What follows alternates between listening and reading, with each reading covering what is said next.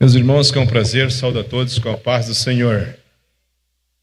Eu convido os irmãos para abrir a sua Bíblia no livro do Apocalipse, o capítulo 1, versículo 3, e após vamos ler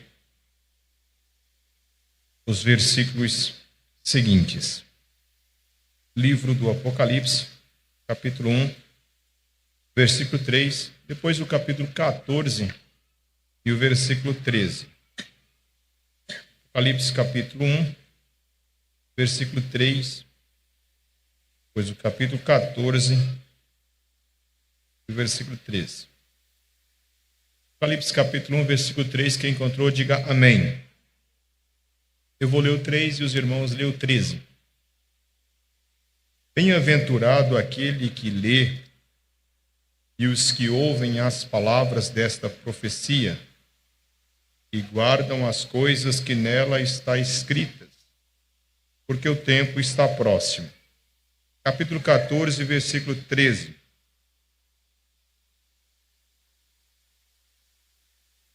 Apocalipse capítulo 14, versículo 13, quem encontrou? Toda a igreja leia.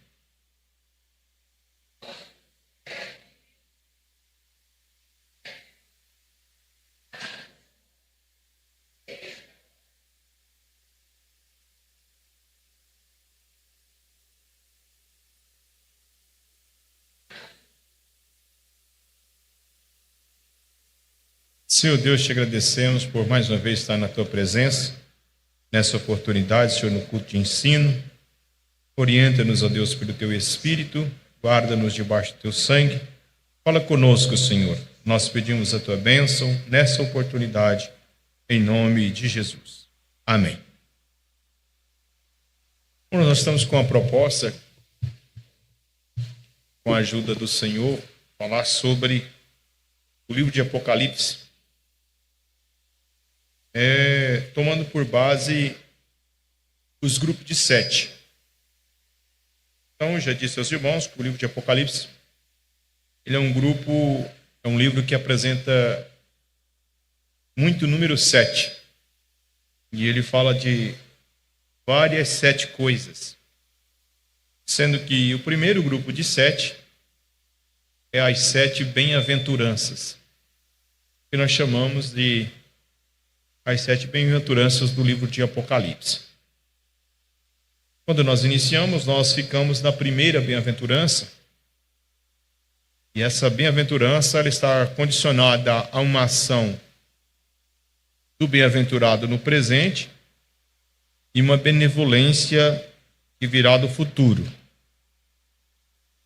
A primeira bem-aventurança está relacionada com aqueles que leem, ouvem e guardam as Escrituras, ou as profecias deste livro.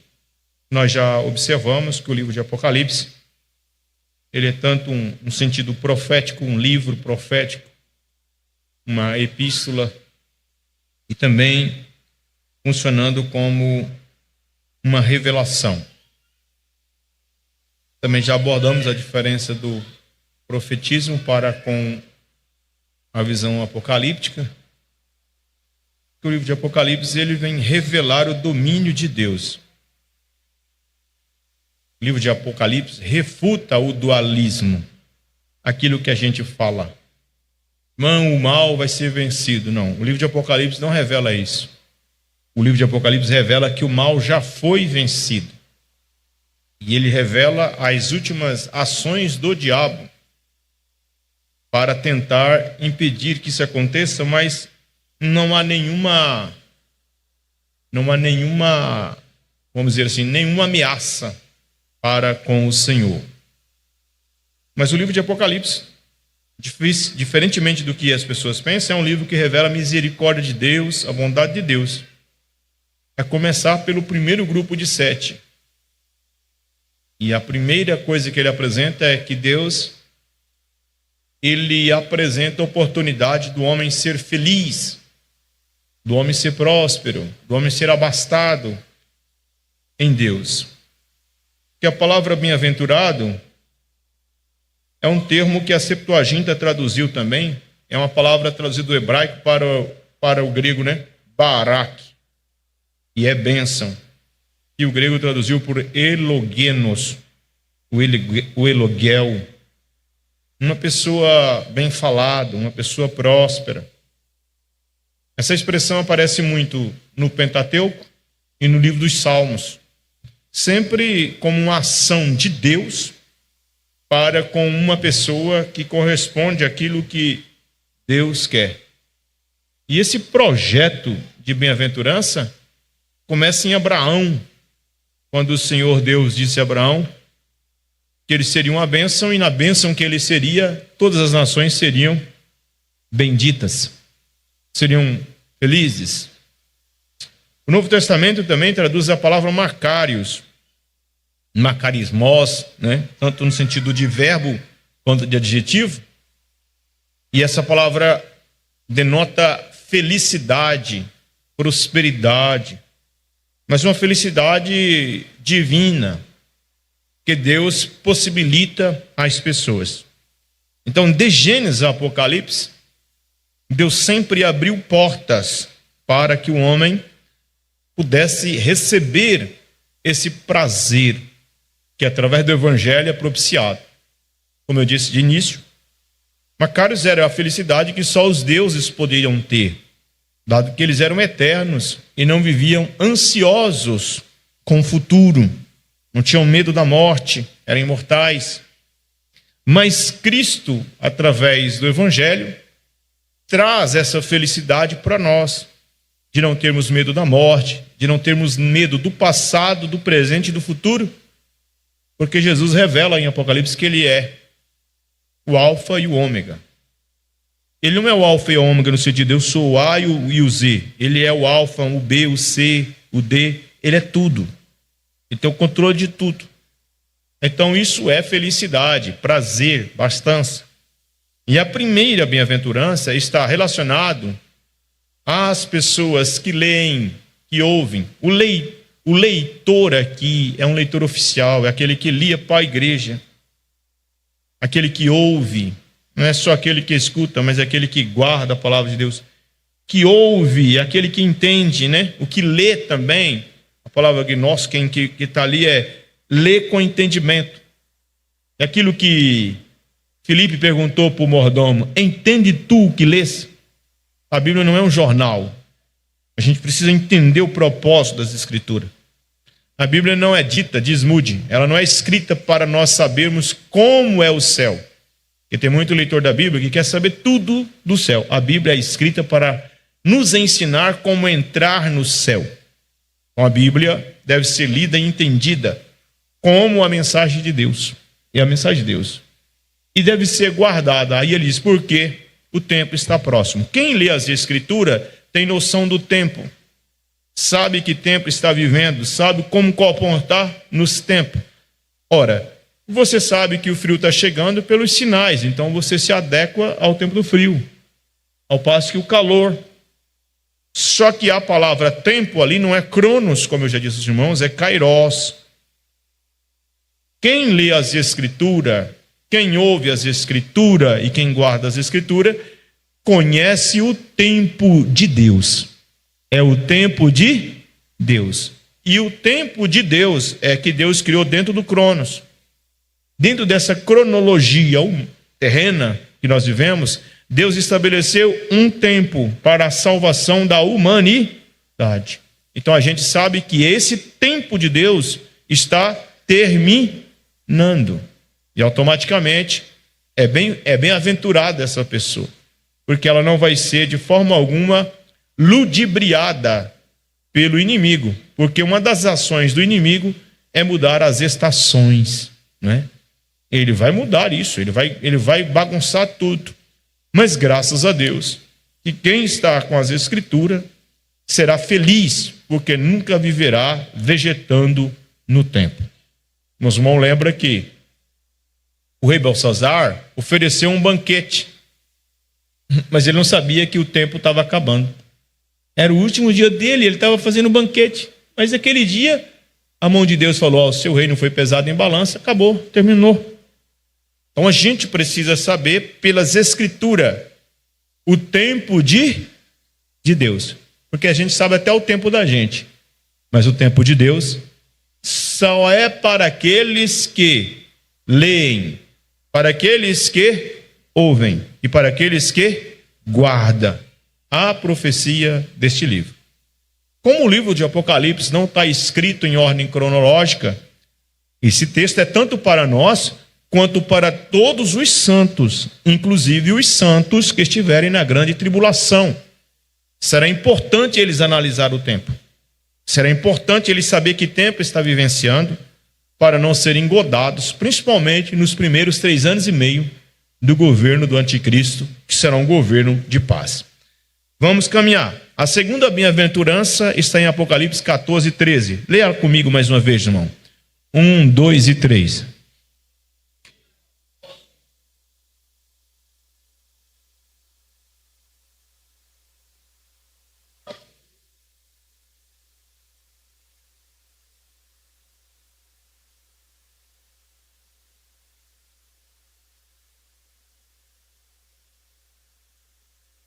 A segunda bem-aventurança está relacionado aos mártires. Diga, aos mártires.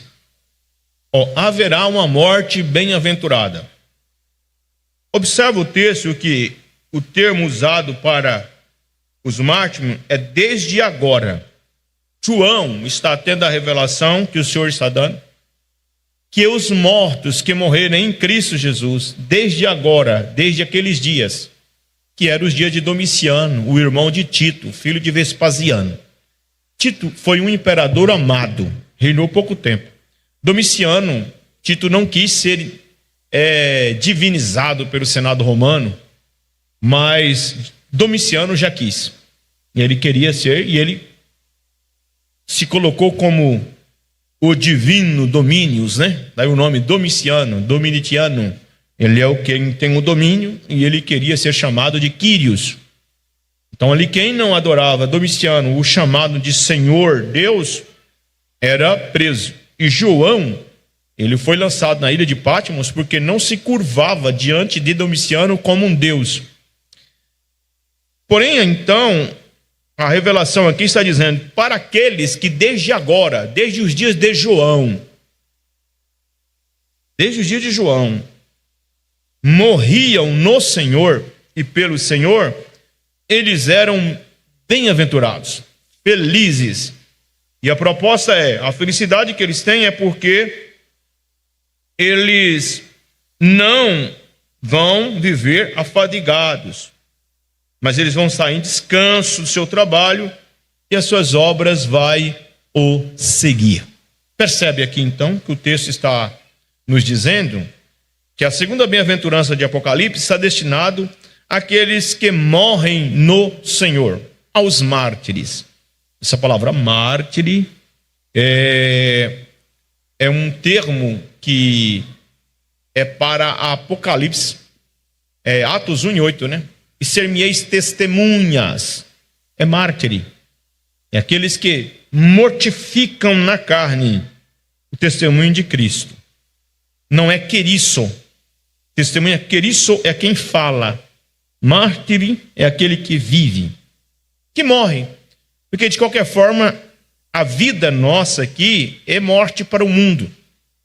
E Jesus diz que quem perder a sua vida por amor de mim, achá-la-á. Quer dizer, nós perdemos a vida aqui, porque não vivemos os prazeres deste mundo, mas já vivemos como estrangeiros e forasteiros, como cidadão dos céus. Então nós deixamos as coisas do mundo, então mortificamos todo dia. Jesus diz que o mundo se alegra e nós choramos, mas a nossa tristeza se converterá em alegria. E Jesus compara isso como uma mulher que está para dar à luz. Então nós estamos ainda nisso, gerando um novo homem, sentindo dores, de forma que não vivemos bem nesse mundo, porque vivemos constantemente afligido. Mas a morte aqui é morte mesmo, no sentido de necrói, né? Morte física, o termo está dizendo morte. Pessoas que morreram por Cristo Jesus. Então vai lá, a segunda bem-aventurança é para aqueles que morrem. Então vamos lá. Quais as características dessas pessoas? Quais são as características desses mártires que são bem-aventurados? A primeira característica deles, Apocalipse 14, versículo 9. Leia aí. 14, 9. Vamos ler, irmãos? Apocalipse 14, 9.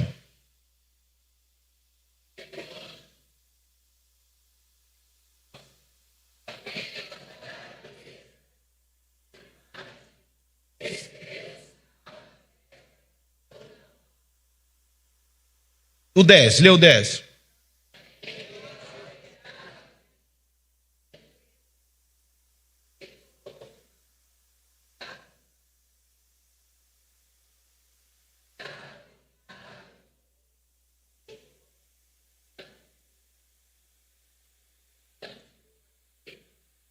Pronto.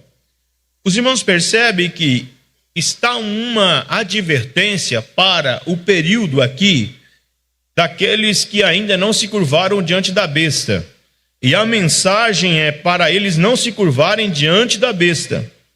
Porque a mensagem está dizendo que os que se curvarem diante da besta sofrerão esse juízo.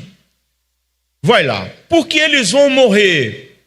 Porque eles são mártires bem-aventurados. Em primeiro lugar, eles não foram enganados pela besta. Diga, não foram enganados pela besta. Leia Apocalipse 13, 11 e 14. Por que serão felizes? Eles não foram enganados. Apocalipse capítulo 13, versículo 11 e 14.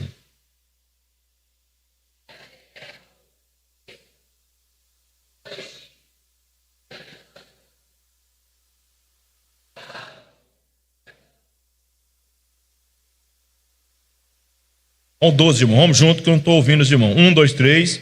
E exerce todo o poder da primeira besta.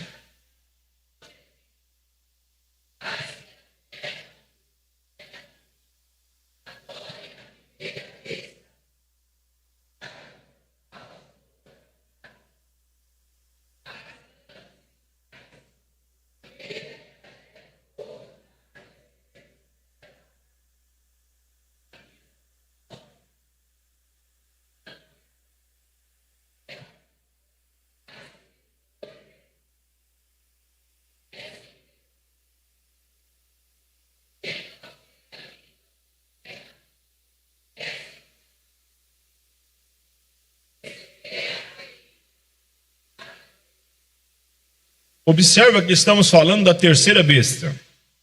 A primeira sobe do mar, representa o poder político. O poder político é o príncipe. Esse homem aqui é o anticristo. Ele é o governante que surge das nações. A segunda besta sobe da terra, ela sobe de Jerusalém, é o falso profeta. O falso profeta, ele é um conjunto de religiosidade apóstata. É um cristianismo apóstata. Ele vai enganar as pessoas. Jesus diz em Mateus 24, 24, que surgirão muitos falsos profetas. E se fosse possível, enganaria até mesmo os escolhidos. Agora percebe, versículo 11. E vi subir da terra outra besta. Tinha 2 chifres, semelhantes aos veja que há uma imitação. O dragão imita Deus Pai. A besta que sobe do mar imita Deus Filho, porque ela cura uma ferida mortal, dizendo do mesmo Cristo que ressuscitou. Porque uma das cabeças dela está morta e essa cabeça pequena se torna o grande anticristo, que está imitando Cristo, o sacrifício de Cristo. E o falso profeta imita o Espírito Santo. Ele parece cordeiro com os 2 chifres. Os 2 chifres falam de poder. Jesus diz quando ressuscitou, todo o poder é me dado nos céus e na terra. Só que ele fala como dragão. Como ele engana as pessoas? Ele não engana com palavra. Ele engana com sinais. Os dias que nós estamos vivendo, as pessoas não ouvem a palavra e não têm discernimento. Por que não tem discernimento? Porque não lê as escrituras. Existe o dom de discernimento, mas existe a natureza do crente espiritual, que é discernir tudo e de ninguém ser discernido. O falso profeta, ele fará grandes sinais, de maneira que ele faz descer do céu, ele faz descer fogo do céu, a terra, à vista dos homens. Cuidado com a mídia, cuidado com o sensacionalismo, cuidado com esse segmento, cuidado com isso. Só que ele engana os que habitam na terra com os sinais que lhe foi permitido que fizessem em presença da besta, dizendo aos que habitavam na terra que fizessem a imagem da besta, que tinha a ferida, que tinha o que, irmãos? Que tinha a ferida da espada que tinha a ferida da espada e vivia. Ela estava dizendo que essa besta aqui era o Cristo. Porque o Cristo vai aparecer e eles vão ver as suas feridas, Israel. Então, qual é o objetivo desse falso profeta? Enganar. Só que esses mártires não serão enganados. Por que eles não serão enganados? Porque muitos desses mártires representam aqueles de Apocalipse 7. Isso na grande tribulação. Que não se curva diante do enganador. Qual é o enganador? O anticristo. Como ele engana? Os primeiros anos do anticristo será o melhor governo que o mundo já teve. Os primeiros 3 anos e meio será o maior governo. Ele será um governo pacificador. Ele será um governo que trará segurança, tecnologia. E é nesse governo que ele engana as nações. Porém, nesse período, estes não se converte à besta. Tanto que Daniel capítulo 9, versículo 27, vamos lá, lê o texto. Daniel capítulo 9, versículo 27, ele fala de uma aliança que é feita, e ele fala quando que vai ser rompida. Daniel capítulo 9, versículo 27, leia comigo. Vamos junto, irmão, leia bem alto, 1, 2, 3.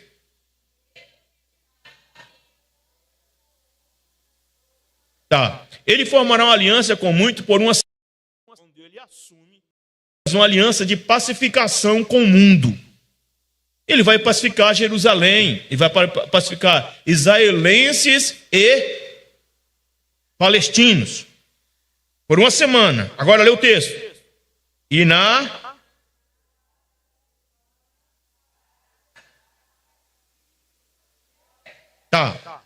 metade da semana ele vai dizer, gente, eu sou o Cristo.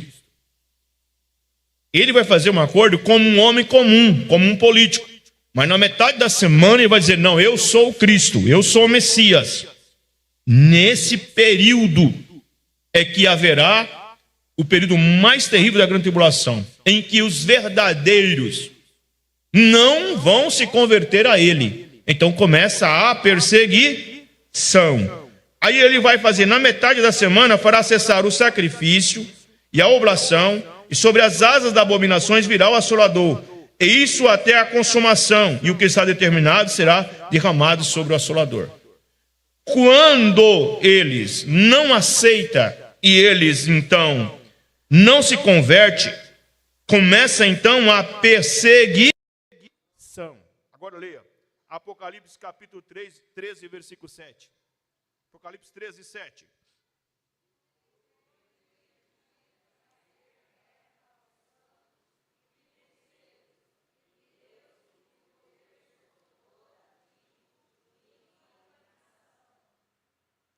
Veja, há uma perseguição para aqueles que não se curvam diante da besta.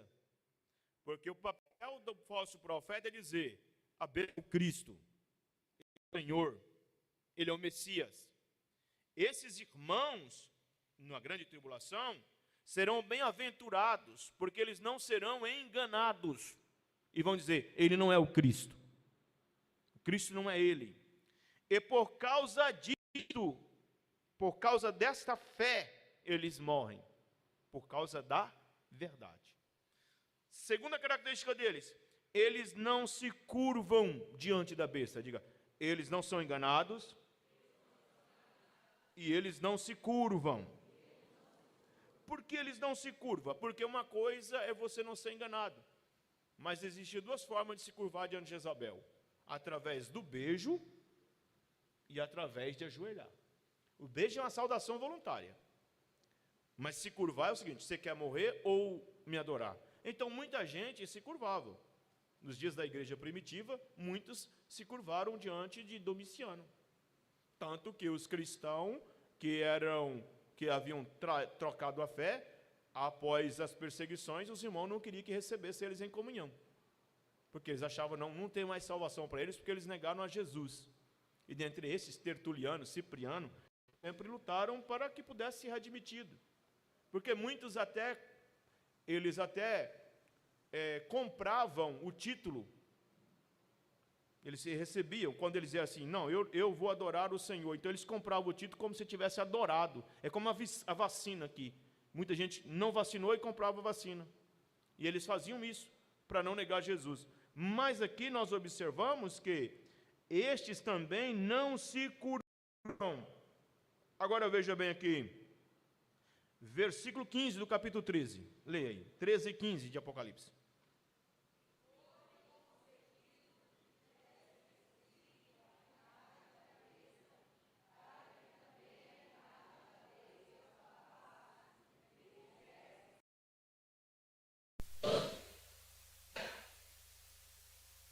Eles não foram enganados, e sabendo que ela não era o Cristo, eles preferiram morrer do que adorá-la. Então, não se curvaram diante da besta. Essa besta aqui, irmão, João diz no capítulo 2, versículo 18, que, filhinhos, sabeis que já é a última hora, e como vocês ouviste, o anticristo viria na última hora, e muitos já têm se feito anticristo. Há um espírito do anticristo para todo o tempo. Para todo o tempo. E Paulo diz assim, que o mistério da injustiça já opera. Então existe muita gente que já se curvaram diante do sistema. Existem muitos pastores, pregadores, cantores, membros que já estão se curvando diante de um sistema, que é um sistema do anticristo. Principalmente com relação a essa mensagem fantasiosa de sinais à vista dos homens. O que é? Culto sensacionalista. Você vem num culto, você vê só coisas maravilhosas, mas não é transformado. Chamado de sinais e prodígios de mentira. Mas esses irmãos que são bem-aventurados é porque não foram enganados e também não se curvaram sobre pena de perseguição. Nos dias de Apocalipse, a igreja de Esmirna era mais perseguida. Inclusive, Policarpo foi morto e os irmãos de Esmirna perdiam suas propriedades. Mas eles, como o próprio Senhor Jesus disse acerca de uma das igrejas, que Antipas, a sua fiel testemunha, foram queimados vivos. Eusébio fala de perpétua. E vários irmãos que se entregavam ao martírio. Como até hoje, muitos se entregam ao martírio. E no futuro, muitos se entregarão no martírio, mas não se curvarão diante da besta. A característica desses mártires é mártires que nunca foram enganados. Lembra que a primeira bem-aventurança é para aqueles que leem, ouvem e guardam as escrituras. Tempos são maus. Mas aqui também eles, além de não ser enganados, eles não se curvam diante da besta. Bom, o evangelho está muito fácil, sim ou não? O evangelho está muito doce. Tem hora que eu fico pensando, a pessoa fala, eu não vou me curvar diante da besta, já está se curvando, irmão. Porque a política da besta é paz, é economia. Observa aí, que se você não se curvar diante dela, você não come, você não compra, não vende, você não tem paz, você não vai usufruir dos benefícios. Irmão, nossas casas estão todas cheias de câmeras, nós somos monitorados, tudo em nome de uma segurança. Tudo em nome de uma segurança. Governo pode ser ruim do jeito que for. A gente fala, os militares era bom. Por que os militares entregou o governo? Porque a economia estava ruim. Por que o Collor foi caçado? A economia estava ruim. Por que Dilma foi caçada? A economia estava ruim. Por que Trump voltou à presidência? A economia está ruim. Por que o presidente Lula voltou? A economia ruim. Quer dizer, moeda está ruim? Tem que melhorar. Por quê? O que manda é dinheiro. O que manda é economia. Então, o dinheiro se tornou um Deus. E isso tem feito com que muitas pessoas se curvam, mas estes não se curvarão. E o fato de não se curvar, perde todos esses privilégios. Porque passa a ser inimigo do Estado, porque o anticristo vai os perseguir. não pode comprar e nem vender. Então não tem como ter alimentação, não tem riqueza, não tem nada. Esses fazem isso, o prazer ao Senhor. Agora, além de não serem enganados pela besta, não se curvar diante da besta, eles são perseverantes. E não são enganados, não se curvam e perseveram nisso. Veja Apocalipse 14, 12. Vamos adiantar. 14, 12. Leia aí.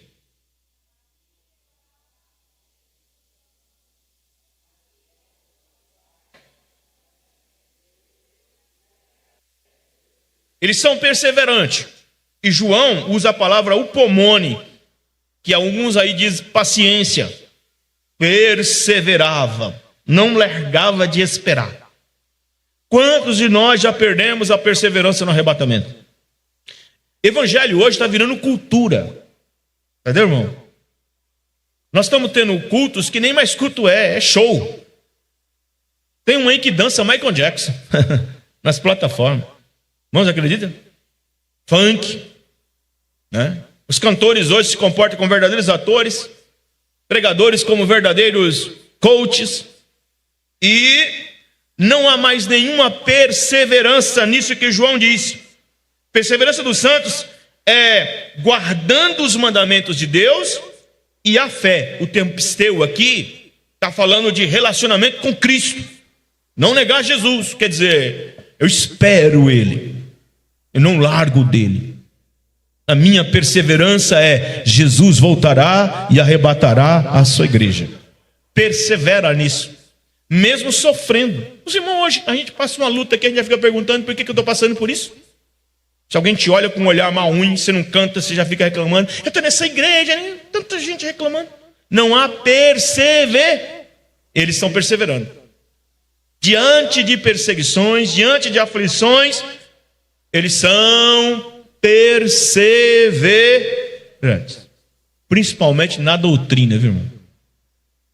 Irmão, eu não sou tão velho, mas dá vergonha de ver a Assembleia de Deus largar a doutrina do jeito que está largando.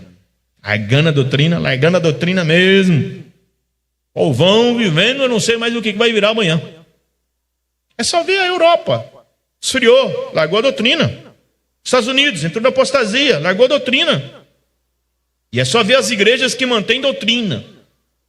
Essa perseverança aqui, irmão, na fé, pode também ser classificado como a doutrina do Evangelho. Mas em especial, a lealdade a Jesus, a lealdade a Cristo. Estes mártires aqui não são enganados pela besta, e faz questão de, como as duas testemunhas, ser uma perturbação para eles. Tanto que quando as duas testemunhas, que também são mártires da grande tribulação, elas morrem, eles glorificam. Os reinos mandam presentes, graças a Deus, morreu. Atrapalhavam. Elas funcionam como Elias funcionava para Acabe, perturbador. E já parou para pensar, irmão, que a gente não gosta de ouvir mais doutrina? Já parou para pensar? Não gosta. Perturba a gente, sim ou não, irmão? Ensinar doutrina, irmão, nos molda ao modelo de Cristo. E a gente quer ser um Cristo, como diz já o pastor Zé Lopes, segundo o evangelho de nós mesmos, do nosso achismo. E nós não queremos viver um evangelho de renúncia. Agora, veja que ele está dizendo que essas pessoas são perseverantes em guardar o mandamento do Senhor e na fé em Cristo Jesus. Irmão, quantos aceitou a Jesus para morar no céu? Diga amém. Fala sério para mim. Você amanheceu cedinho hoje pensando que Jesus podia voltar às 7 da manhã? Você acordou pensando nisso? Porque tem hora, irmão, que a gente levanta, nem pensa em arrebatamento. Está nem aí. Entendeu? Está pensando nas coisas erradas. Como é isso? Falta de perseverança. Pronto. Eles têm essas características. Aí a pergunta é: por que eles são bem-aventurados morrendo por isso? Porque o evangelho de hoje não aceita você sofrer. Tem gente que não vem no culto por qualquer dorzinha de dedo. Porque qualquer coisinha impede ele adorar a Deus. Qualquer coisa ele faz biquinho, não glorifica. Veja bem o texto. O texto vai nos explicar 3 coisas importantes. A primeira coisa que o texto revela é porque eles não serão castigados com o castigo da besta. Veja o versículo 10. Apocalipse 14, 10. Apocalipse 14, 10, leia.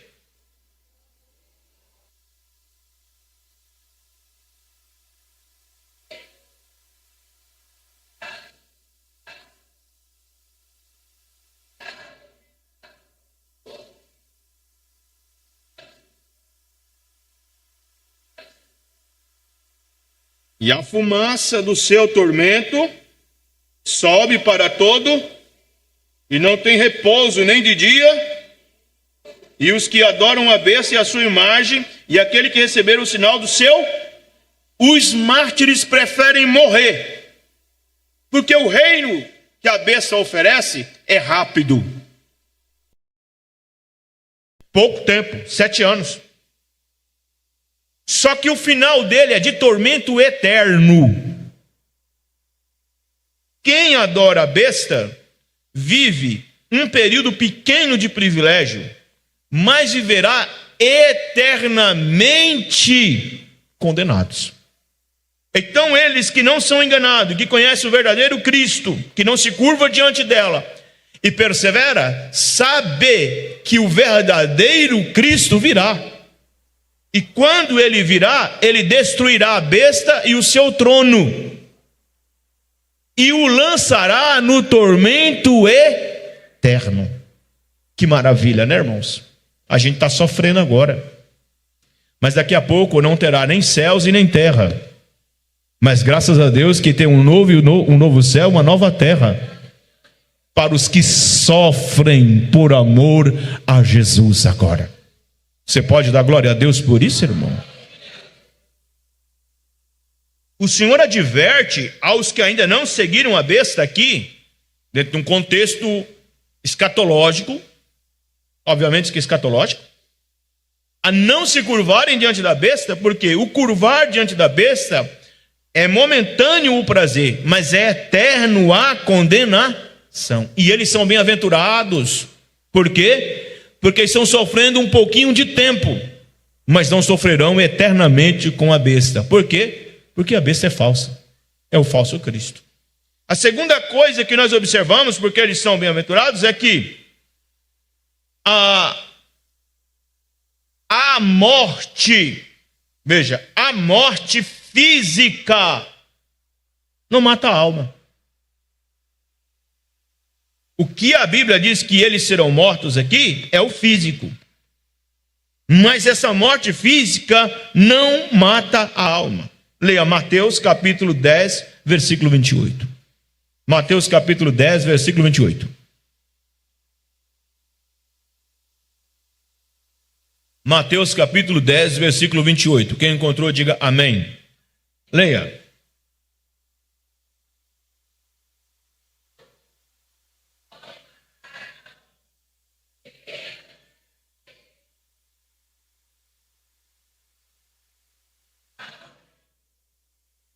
Jesus está dizendo para não temer, e o termo temer aqui é phobos. Não tenha fobia das pessoas que podem matar o corpo. O corpo aqui é soma, físico. Mas não podem matar a alma, psique, a parte imaterial. Alguém fala, pastor, quando a gente parte, a Bíblia diz que o espírito volta a Deus. E a alma? A alma volta para quem? Irmão, espírito e alma são inseparáveis. Então tem hora que a Bíblia fala espírito, está falando de alma e espírito.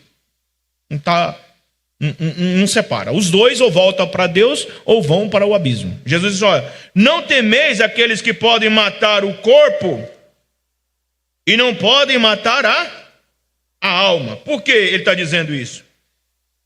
Temei antes, ele está dizendo, aquele, o que ele pode fazer, irmão? E não temais os que matam o corpo e não podem matar a alma. Temei antes aquele que pode fazer perecer no inferno. A palavra inferno aqui não é Hades, é Guiena. Hades é o estado intermediário que fica a alma antes de ser lançada no Guiena, que é o laço de fogo.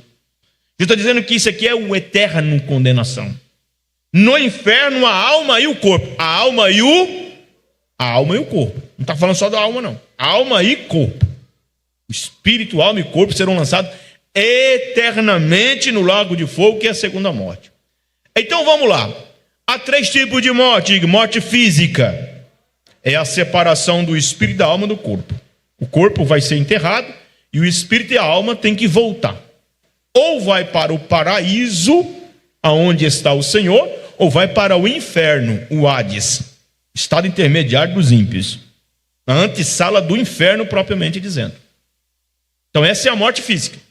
Morte espiritual, diga morte espiritual. O pastor de Sardes estava morto espiritual. Tinha nome que estava vivo, estava fisicamente vivo, mas estava morto espiritualmente. O que é morte espiritual? É quando o Espírito Santo sai de mim. Romanos 8:9. Se alguém não tem o Espírito de Cristo, esse tal não é dele, porque o Espírito é selo, e ninguém pode dizer que Jesus Cristo é o Senhor senão pelo Espírito. Então, quando é que eu morro espiritualmente? Quando eu peco e o Espírito Santo sai de mim. Pecado mortal. Então estou morto espiritual. Estou separado de Deus. O Espírito não comunica mais com o meu espírito. Então o Espírito Santo saiu de mim. Pastor, mas ainda estou sentindo. O Espírito Santo é assim, ó. Às vezes a pessoa deixou Jesus, ainda tem esse tanto de água nele aqui, ó. Vai ficando, só que vai esvaziando. Por quê? Porque deixou de ter o rio de Deus jorrando. E só vai caindo, só vai caindo. Morreu espiritualmente. Isso é quando a gente peca. Morte eterna. O que é morte eterna? Morte eterna é quando fisicamente morri espiritualmente separado de Deus, então eternamente estarei separado de Deus. Só que o anticristo poderá matar o corpo, mas não mata a alma. Por quê? Porque quando essa alma parte, Apocalipse 6:9, vê para onde ela vai. Veja onde estão os mártires. Apocalipse 6:9. Leia, 1, 2, 3.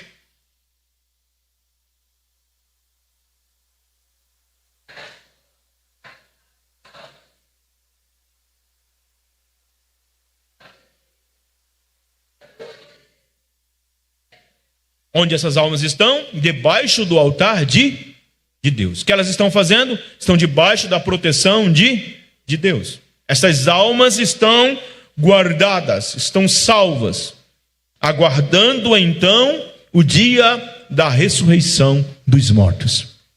Veja bem, por que eles são bem-aventurados? Porque eles morreram fisicamente, mas estão em plena comunhão com o Senhor no paraíso. Diga glória a Deus. Terceiro motivo por que são bem-aventurados: a autoridade de Jesus. Eles morreram no Senhor. O que é morrer no Senhor? É morrer em comunhão com o Senhor. E quem é o Senhor? Apocalipse 1, 17 e 18. Apocalipse capítulo 1, versículo 17 e 18. Quem encontrou?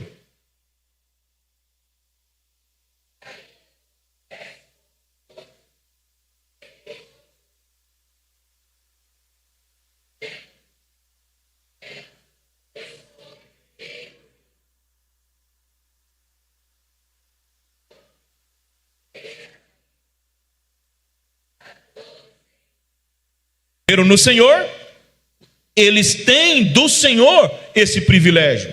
Segundo lugar, ele vive. Eu sou, e o que vivo, fui morto. Mas, eis aqui estou vivo para todo. Ele venceu a morte. Tem mais, ele tem a chave, e tem a chave da morte e do inferno. A morte não tem mais domínio, porque Deus tem o domínio dela. É Ele que manda a morte, é Ele que manda para o inferno. É Ele que tem um controle. Alguém pensa assim: o inferno não foi construído por diabo. O diabo não construiu o inferno, irmão. Quem construiu o inferno foi Deus. Deus não criou o inferno para homem, Ele criou para o diabo e os seus anjos. Por que os homens vão? Porque quer seguir Ele. Mas quem manda entrar lá e quem domina lá é Ele. Eles morreram naquele que tem vida. naquele que tem o domínio, naquele que tem poder. É por isso que crente não tem que ter medo de segunda guerra, de terceira, de quarta. Não tem que ter medo de nada, porque o Senhor tem o controle de todas as coisas. É o primeiro, é o último, é o que vive para todos sempre. Ele é a vida, e eles morreram nele, e ele tem poder, porque ele tem a chave da morte. Então ele fala para a morte, dá, e a morte tem que dar. E ele tem a chave do inferno, então ele tem domínio. E é por isso que eles são bem-aventurados. Aí a pergunta é, qual é a bem-aventurança? Descanso, diga, descanso. O versículo diz, para que tenham descanso. Que descanso é esse? Descanso pleno. Porque eles são perseguidos espiritualmente, o dragão, capítulo 12, versículo 10, os persegue. Politicamente, Apocalipse 13, a besta que subiu da água o persegue. Religiosamente, o falso profeta os persegue, e eles estão cansados plenamente, mas eles terão descanso. Eu glorifico a Deus porque terá descanso para a noiva do Cordeiro. É por isso que a gente persevera, irmãos. Glória a Deus por isso, né? Há descanso. Veja que o escritor aos Hebreus fala que ainda resta um descanso para o povo de Deus. Porque o escritor está dizendo que Israel ainda não ofereceu descanso, porque eles não chegaram na terra prometida. E esse descanso é Cristo, irmão, que nos levará para a terra prometida, aonde não há pranto, aonde não há dor. Você pode dar glória a Deus? Segunda coisa que há o benefício é que haverá recompensa para que as suas obras os siga. Diga, para que as suas obras os siga. Eu vou falar de 3 recompensas aqui. Primeira recompensa é para os mártires que morrem antes da grande tribulação.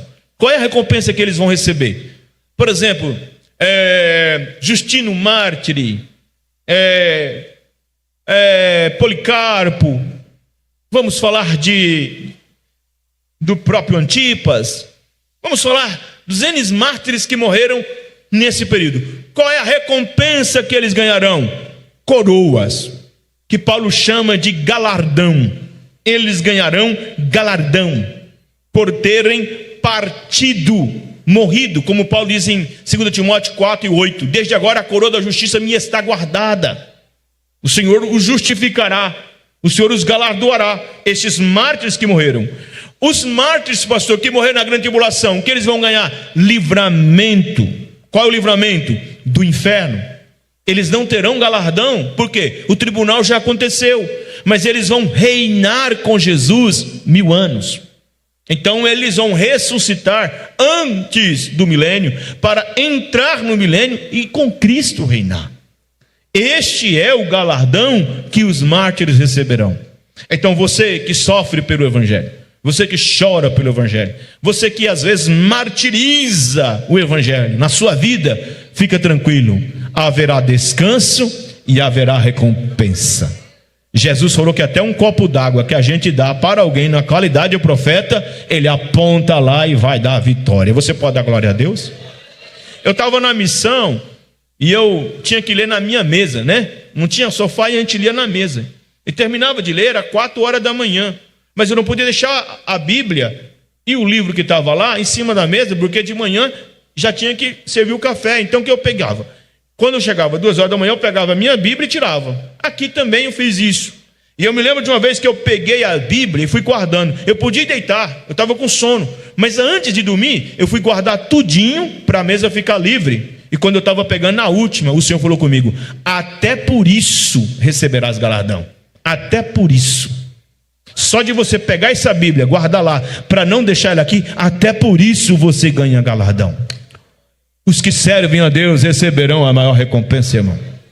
Essa vida, Paulo disse que quando essa vida aqui, quando essa casa terrestre se desfizer, ele chama isso de esquema, ele chama isso aqui de barraca, de tenda.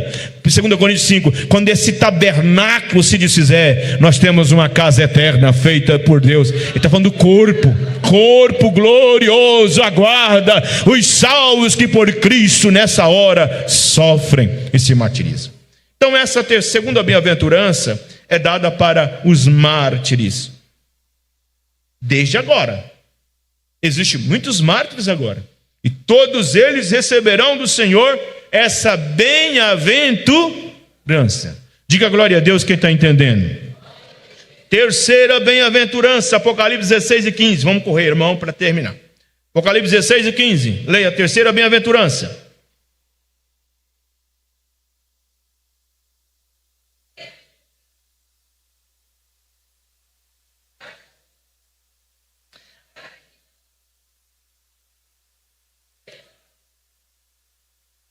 Ok. A terceira bem-aventurança está condicionada às pessoas que estão atentas à segunda vinda de Cristo. Diga, aos atentos à segunda vinda de Cristo. Bom, a primeira vinda, Cristo veio como cordeiro, morreu e ressuscitou e subiu aos céus. Prometeu voltar na segunda vinda. A segunda vinda de Cristo, aos intérpretes que interpretam que ela virá de uma vez por todas. Alguns acreditam que Jesus virá em Apocalipse 19 para arrebatar a igreja e julgar o mundo e etc. Outros acreditam que em Apocalipse 20, o juízo final e etc. Nós cremos que o Senhor Jesus virá e a sua segunda vinda, ele virá de duas formas. Primeira, para arrebatar a igreja. A segunda, para julgar as nações e implantar o seu reino milenial. É assim que nós interpretamos a segunda vinda de Cristo. Apocalipse 16 e 15, ele está falando que é bem-aventurado aquele que vigia, e ele começa, eis que venho como ladrão. Se ele vem como ladrão, alguém não está esperando. Então, nesse contexto, ele fala, é bem-aventurado, é feliz. É feliz. Aquele que vigia, o termo lá é Gregório, está atento, alerta, e guarda as suas roupas para que não ande nu e não se vejam as suas vergonhas. Essa bem-aventurança tem três coisas para analisar. O momento que ela é dita, porque ela é dita justamente após a abertura do sexto selo. Quando o sexto selo é aberto, o rio Eufrates recebe sobre ele, irmãos, é derramado sobre ele, no grande rio Eufrates, uma taça de ira de Deus que seca o Eufrates para que os do Oriente venham para guerrear contra Jerusalém. Essa é o que antecede a maior batalha que haverá, que é a batalha do Amargedon. Então, qual é esse momento que vai acontecer? É um momento que ninguém imagina que Jesus virá. Zacarias narra isso. Zacarias 12, 1 a 4. Leia aí, irmãos, bem rápido. Zacarias capítulo 12, versículo 1 a 4. Leia o texto. Vamos lá, irmão, bem rápido para mim terminar. Zacarias capítulo 12, versículo de 1 a 4. Leia aí. Vamos lá? 1, 2, 3, quem encontrou?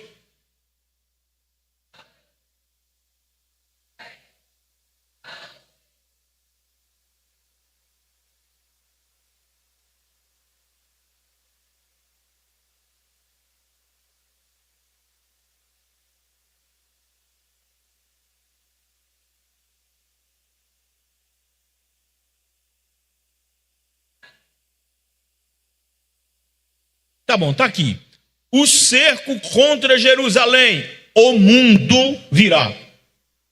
E o texto de Apocalipse 16, 14, 13, ele diz que da boca do dragão, diga dragão, da besta e do falso profeta, ele viu sair 3 espíritos imundos semelhantes a rãs.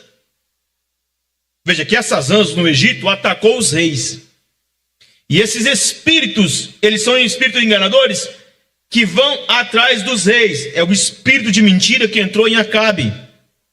Esse espírito vai nele porque são espíritos de demônios que fazem milagres e vão ao encontro dos reis da terra e de todo o mundo. A palavra para mundo aqui é oikomeno.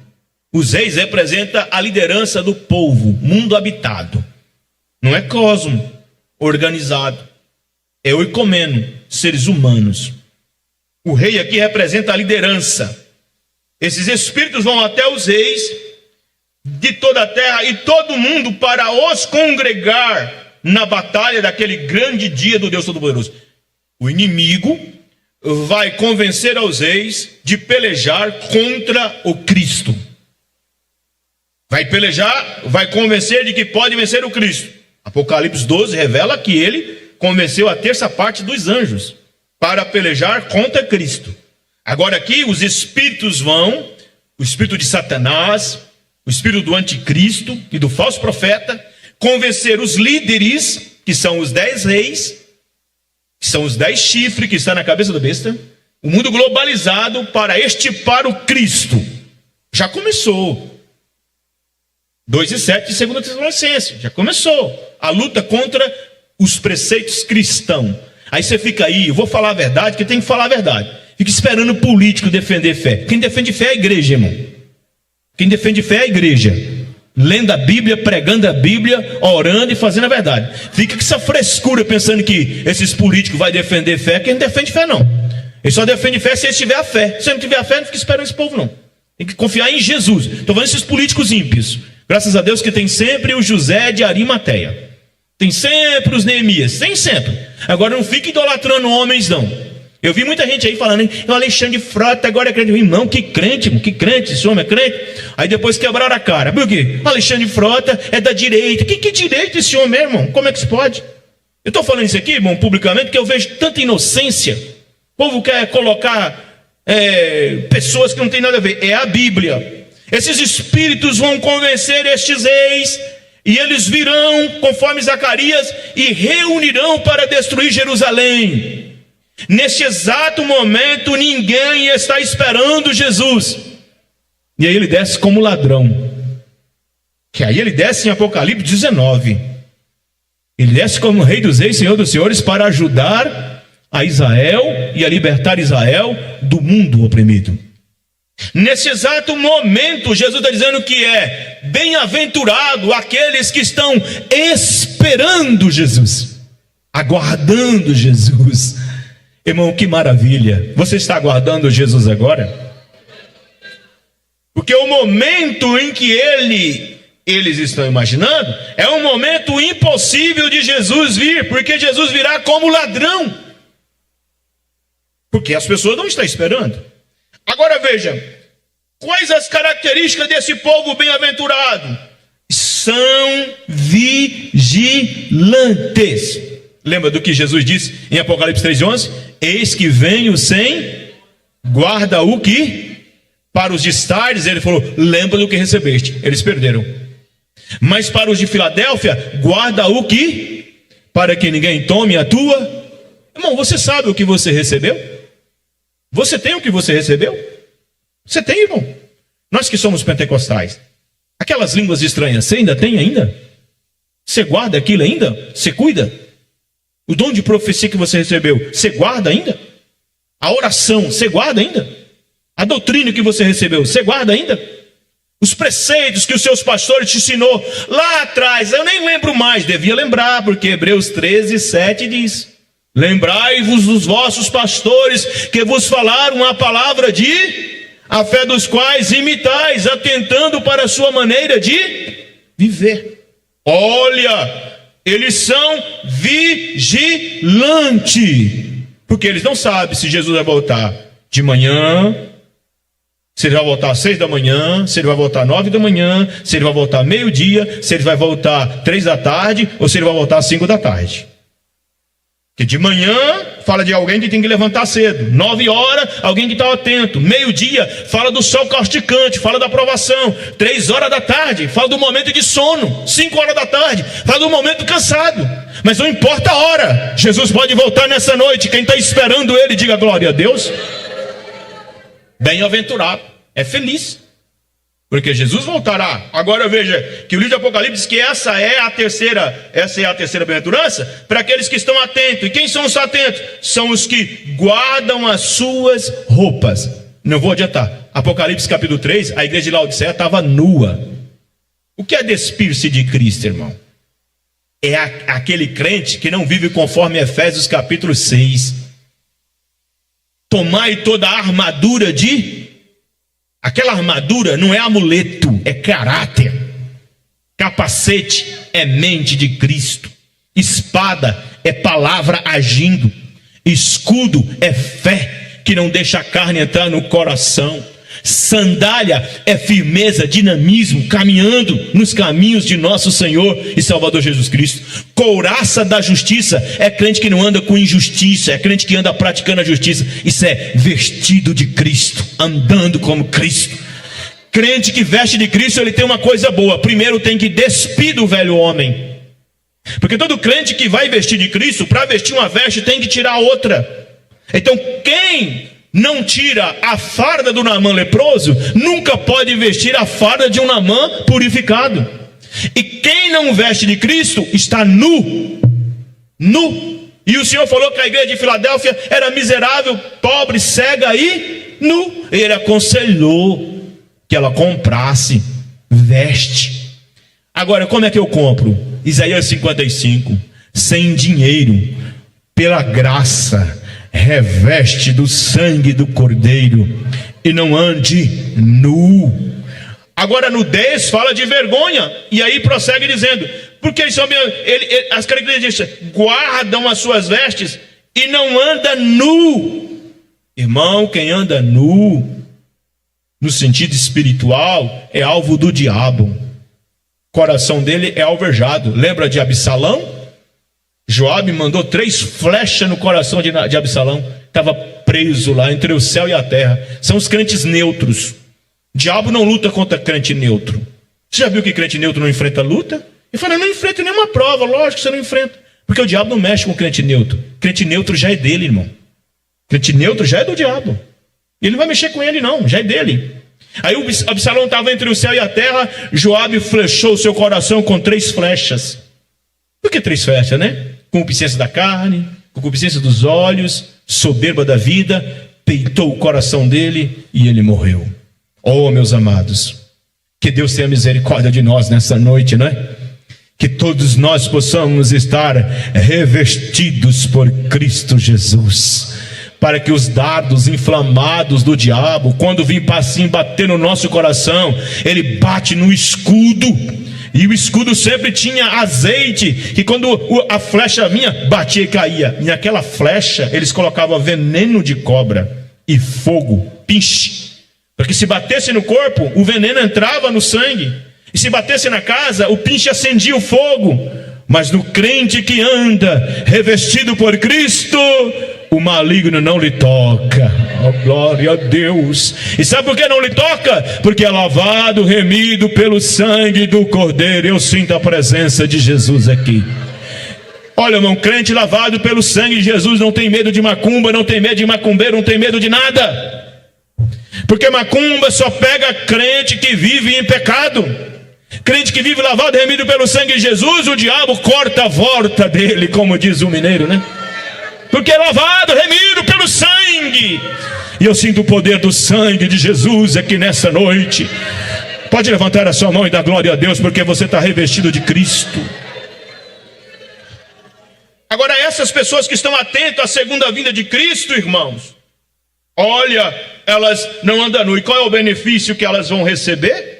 Ó, bem-aventurado são aqueles que lavam as suas vergonhas, porque não, para que não sejam, veja as suas vergonhas. A Bíblia Viva, a versão Viva, ela diz assim: para que não sejam envergonhados em público. O crente que aguarda a vinda de Jesus tem uma tranquilidade. Sabe por quê, irmão? Naquele dia, Jesus, muitos vão dizer: em teu nome eu preguei, em teu nome eu expulsei demônios, em teu nome eu fiz milagre. E Jesus vai dizer: apartai-vos de mim, vós que praticais a iniquidade.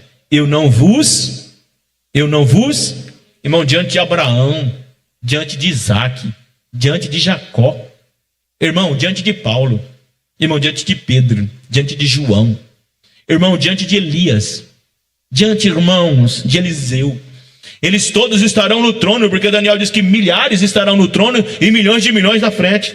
Tremendo. Eles vão olhar e vai dizer, e vai ver Jesus dizendo: não te conheço, eu não sei quem é você. Porque aqueles que têm vergonha de professar Jesus aqui agora, Jesus também terá vergonha de profetizar e falar dele no meio dos anjos e no meio dos seus salvos. Glória a Deus que você vai ouvir aquela voz: vinde benditos de meu Pai. Você não entendeu a voz? Vinde benditos de meu Pai. Possuir por herança o reino que vos está preparado desde quando começou. Jesus está preparando o céu para a igreja. Você pode dar glória a Deus. Você pode dar glória a Deus. Vamos adiantar, irmãos. Quarta bem-aventurança. Depois a gente conclui. Os irmãos têm que ler o livro de Apocalipse. Não é fácil não, hein? Eu estou querendo falar rápido aqui, mas não está fácil, porque cada uma lição é importante. Seria interessante eu falar uma dessa em cada terça, mas aí vou ficar um ano inteiro e eu sou ansioso. Eu quero falar tudo, porque eu só vivo hoje. Então eu preparo o ensino, sei lá se terça-feira Jesus voltou e eu não ensinei. Lá no céu eu não ensino mais nunca. Né, irmãos? Ninguém vai ensinar lá no céu. Mas pode ser também que Jesus recolha e aí fica sem falar, né? Apocalipse 19:9. Quarta bem-aventurança. Repita comigo: quarta bem-aventurança. Bem forte, irmão, para mim entender que os irmãos estão ouvindo. Quarta bem-aventurança. 19:9. Leia, irmãos.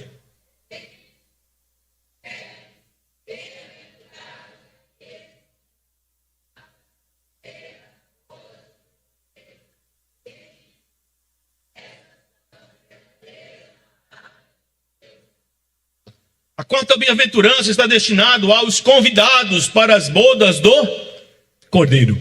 Que maravilha! Irmãos, o reino da besta termina com juízo, mas o reino de Deus termina com festa. Você não entendeu? A estátua termina sendo acabada, mas a pedra termina com uma grande cidade. Jesus começa com a morte, mas termina com a vida. O mundo começa com a vida e termina com a morte. Jesus começa embaixo, mas termina em cima. A estátua começa em cima e termina embaixo.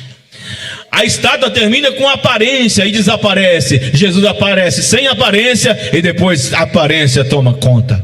Dá glória a Deus porque você está no caminho certo. Eu sinto a presença de Deus aqui. Eu sinto o céu bem mais perto de nós. Aleluia, glória a Deus. Se eu leio a Bíblia eu choro. Eu não sei, eu falei para a Márcia: me dá um remédio aí para mim tomar, que eu começo a ler a Bíblia, eu começo a andar. Madrugada eu saio andando, assim, não aguento.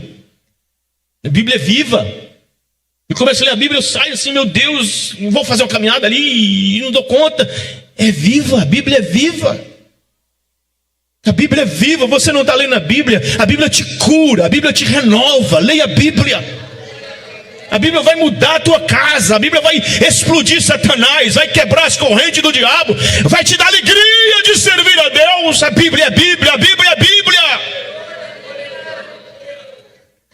Mas aqui há uma quarta bem-aventurança, e essa bem-aventurança é destinada àqueles que são convidados às bodas do Cordeiro. Aqui o texto, ele revela que é bem-aventurado, e eu vou tentar ser rápido. Primeiro, quem são estes bem-aventurados das bodas do Cordeiro? Primeiro, aqueles que aceitaram o convite. Diga: aqueles que aceitaram o convite. Olha, leia Lucas capítulo 14, versículo 23 e 24. Vamos rápido. 14, 23 e 24. Lucas 14, 23 e 24.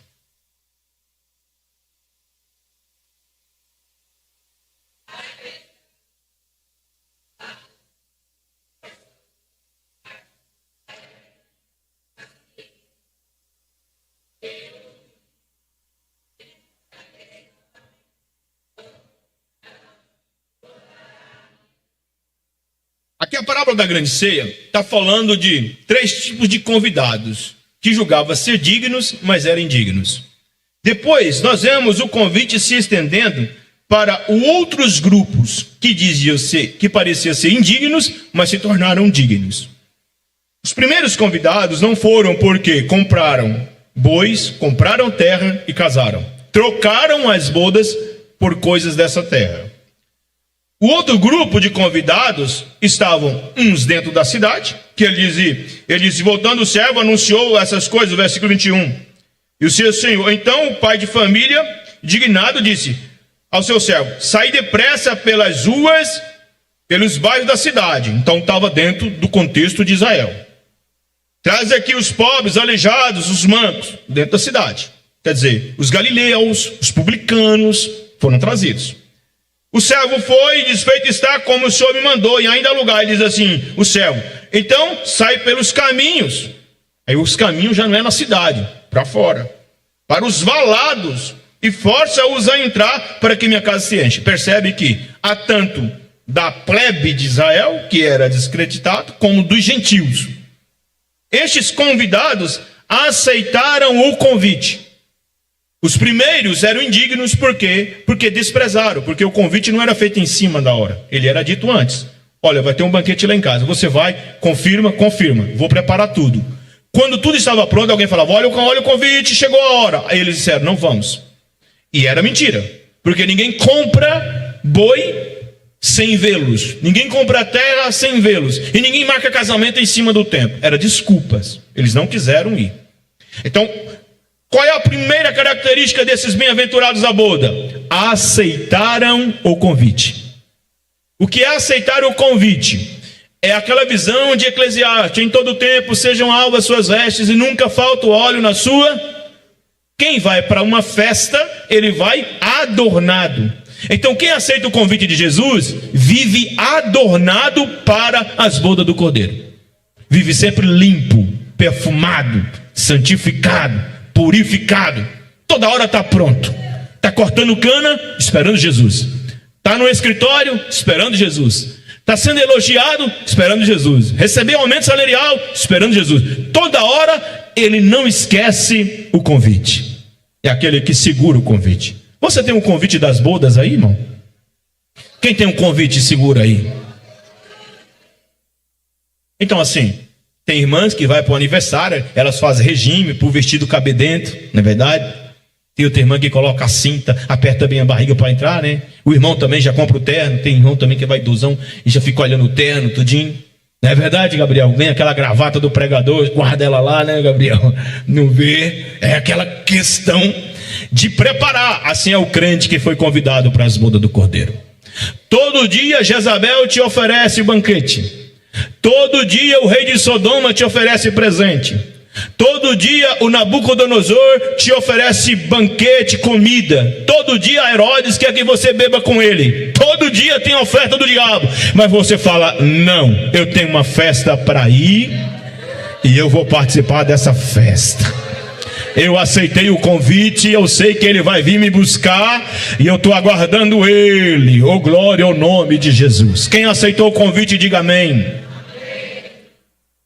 Ora, pronto, eles aceitaram o convite, mas não só aceitaram, submeteram às exigências. Diga, submeteram às exigências. Mateus 22, 11 e 13, leia aí.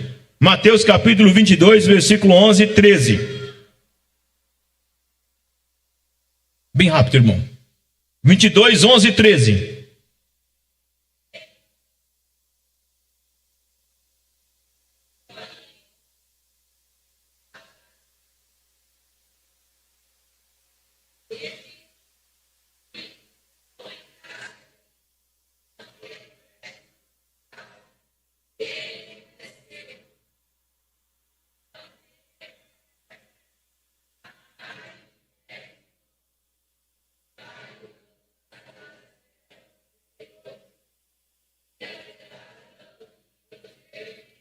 Olha, ninguém entra nas bodas do jeito que quer.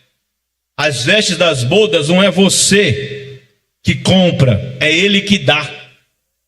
Observa, ele diz assim, olha, no versículo 9, bem-aventurado aqueles que são chamados às bodas do Cordeiro. Mas o versículo, ele disse que a noiva regozijemos e alegremos, e demos-lhe glória, porque vindas são as bodas do Cordeiro, e já a sua esposa se apronta.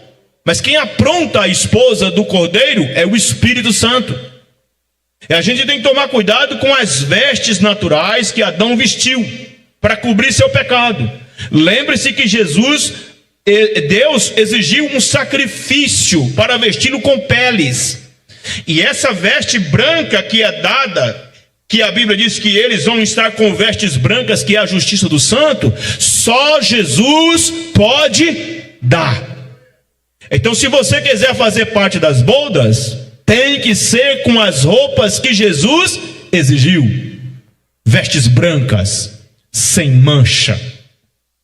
Sabe por que muita gente não gosta do céu? Porque é acusado pelo diabo. É só ler Zacarias. O diabo acusava Zacarias, o sacerdote Josué, Zacarias cita no capítulo 3, porque as vestes de Josué, o sacerdote, estava manchada. E essas vestes manchadas, o rei olhou e falou: como você entrou aqui sem vestes nupciais? E ele emudeceu. Não existe justificativa para viver uma vida manchada, uma vida do jeito que a gente quer. Só subiremos e participaremos da boda se estivermos vestidos com as vestes que Jesus nos veste, vestes brancas, alvas como a neve. Você pode dar glória a Deus? A festa não é sua, a festa é dele. Ele não disse que a festa é nossa, a festa é de Jesus. Por isso que ele disse que nós devemos entrar no gozo do teu Senhor. Foi ele que venceu na cruz. É ele que vai estar casando. Foi ele que preparou tudo. Nós vamos comemorar com ele a restauração plena. E é ele que estabeleceu.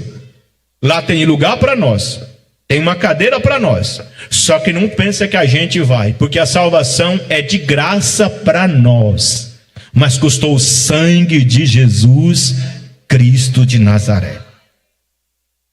Eu vejo gente adulterando, não confessa pecado, mentindo, não confessa, prostituindo, não confessa, praticando todo tipo de orgia, não confessa. Meu irmão, a Nova Jerusalém tem um portal melhor do que os dos bancos.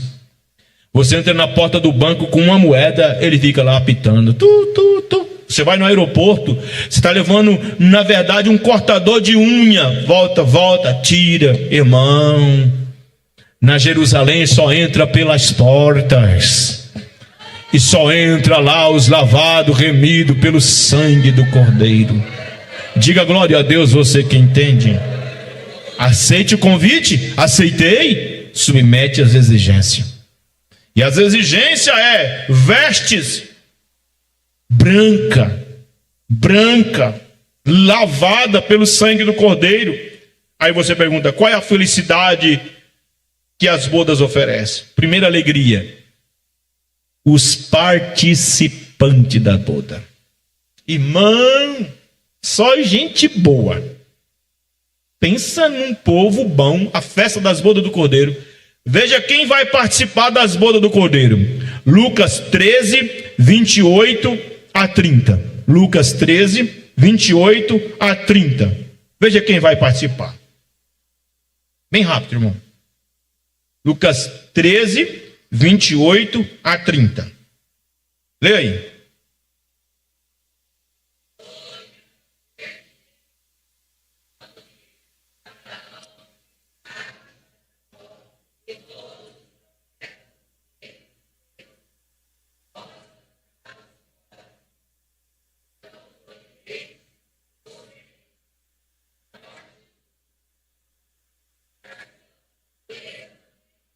Tá bom.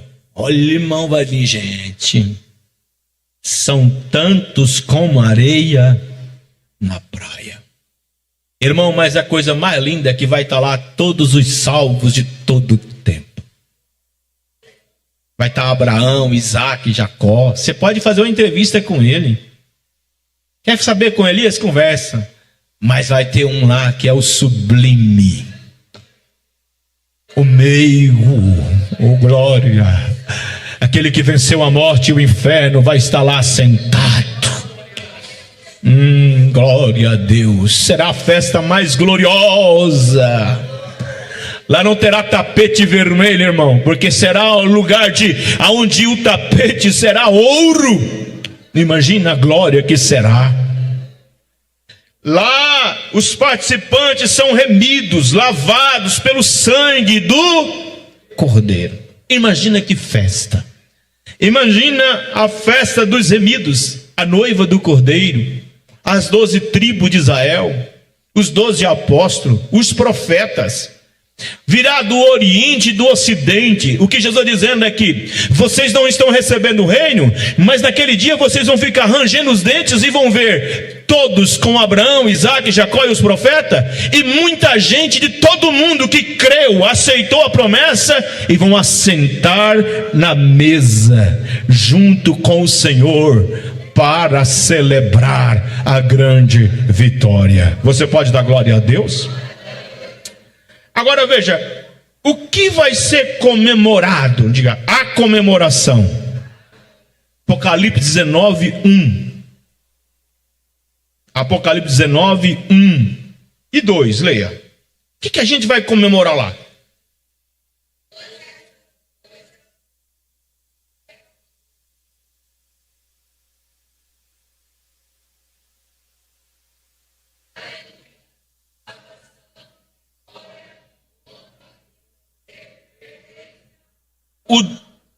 Leu 2 agora.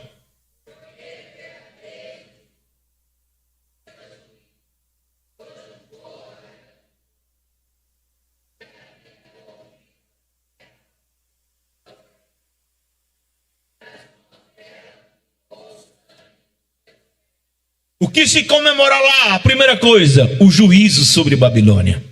Olha lá o capítulo 17 e o capítulo 18 fala da queda de Babilônia. O capítulo 17 fala da Babilônia religiosa, a apostasia vai cair. O capítulo 18 fala da Babilônia política, a economia, as políticas sociais vai cair. Por que a igreja comemora o fim de Babilônia? Porque está caindo por terra a injustiça. Aqui nós vamos ver novamente a diferença do que serve a Deus e o que não serve. Porque a igreja vai comemorar o fim? É porque acabou a injustiça, acabou o pecado, acabou o império das trevas, acabou. Jesus destruiu, acabou. Haverá motivo de glorificar a Deus, porque não terá mais pecado, não terá mais mal, o diabo não terá mais domínio, porque o reino deste mundo foi varrido. Isso é glorioso, porque Deus cumpre a sua promessa. Você pode dar glória a Deus? Comemoraremos o fim da injustiça, da impiedade, da desigualdade, de todo tipo de coisa. Acabou, Jesus vai colocar por terra. A segunda coisa é que comemoraremos, irmãos, o casamento de Jesus. É o casamento dele. Ele venceu a morte, venceu o inferno, subiu ao céu, mas ainda ele não casou. Mas naquele dia será o grande dia do noivo e da noiva. É o dia do Senhor Jesus Cristo. Ele vai apresentar a noiva. Se cumprirá o Salmo 24. Abri, ó portas eternas, e entrará o Rei da Glória. A primeira vez é: quem é o Rei da Glória? É o Senhor poderoso na batalha. É Jesus subindo, levando a marca do sangue de quem venceu o diabo, a morte e o inferno. Mas a segunda é: abri, ó portas eternas, e entrará o Rei da Glória. E a pergunta é: quem é o Rei da Glória? O Senhor dos Exércitos. Quem é o Senhor dos Exércitos? A igreja, a noiva, entrando no céu. Irmão, tudo prontinho, oh glória, as mesas, as bodas preparadas. Aqui, irmãos, quando Frank Sinatra cantava, o povo chorava. Roberto Carlos canta, o povo chora. E tem gente que chora até cantando com o Amado Batista. Mas naquele dia, irmão, a sinfonia celeste vai estar preparado para entoar o cântico de júbilo da noiva do Cordeiro, cantando para a glória do nome santo do Senhor. E o cântico será com uma voz de multidão. Há 4 aleluias em Apocalipse. Aleluia, porque a prostituta foi julgada. Aleluia, porque a fumaça dela sobe para todo sempre. Aleluia, porque o Senhor reina. Aleluia, e os anciãos vão dizer amém. Quer dizer, acabou, nunca mais pecado, nunca mais tristeza, de eternidade a eternidade. Glória a Deus, glória a Deus, glória a Deus. Você pode dar glória a Deus por isso? E o terceiro motivo de comemoração é a introdução do reino milenial. Então Cristo reinará. e eu que andei de chinelo vou reinar com ele. Você rei, você sacerdote com ele, você rei sobre o Brasil. Eu vou passar pelo Brasil 1000 anos com meu Senhor aqui, ó, habitando na Jerusalém de cima, descendo aqui, Estados Unidos, rei com ele, porque se cumprirá o Salmo 110, assenta-te à minha direita, até que eu coloque os teus inimigos por escabelos dos seus pés. Vale a pena, irmão, haverá motivo para glorificar a Deus. E a terceira coisa linda é o local que será. Isaías diz que abrirá as portas eternas para entrar a nação justa. Apocalipse 26. E nós iremos comemorar na onde, irmão? O Tiago foi na França, ele está aí? Ou está na França? O Tiago não veio. Mas o Tiago foi na França, foi lá na Torre Eiffel, bonito lá, né? As pessoas que vão lá em Nova York, vê tanta coisa bonita, vê coisa triste também. Vai lá em Brasília, vê aquela beleza que é o palácio, né? Vai todo lugar e fica maravilhado, tira foto. Você vai habitar na Nova Jerusalém. Sabe quem entrou na Nova Jerusalém até agora? Ninguém. Vai ser inaugurada quando você chegar. Ele vai abrir as portas eternas e vai dizer: entrai, nações santas. Tudo novo. Olha, você terá novo nome, cântico novo. Você vai ter um novo Senhor. Você vai ter uma nova cidade. Você vai ter novo cântico. Te prepara, porque as bodas é para aqueles que amam, que aguardam a vinda do Senhor Jesus. Você vai participar das bodas do Cordeiro. Diga glória a Deus.